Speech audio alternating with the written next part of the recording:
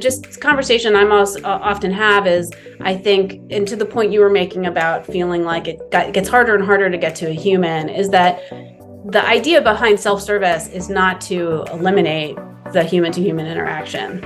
The idea behind self-service is to enable it and make sure it's available for customers when they want it. Yeah. And more customers are wanting it more often.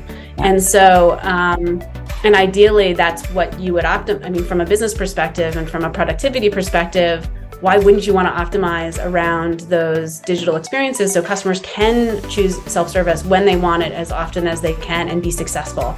But it doesn't mean doing away with the human interactions. In a lot of cases, those human interactions are what really differentiate and can help differentiate a business and their service offering. But I mean, again, for the most part, where we're falling behind is on that self-service piece. Yeah. And I think also you have to look at it, maybe you remove some of the friction, right? You make it as an option.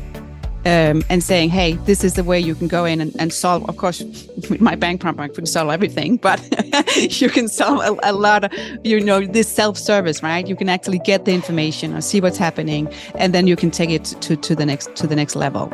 But again, I can only agree with you as saying with talking to a person, sometimes that is the secret sauce, right, of that customer service. But again, it has to be made easy.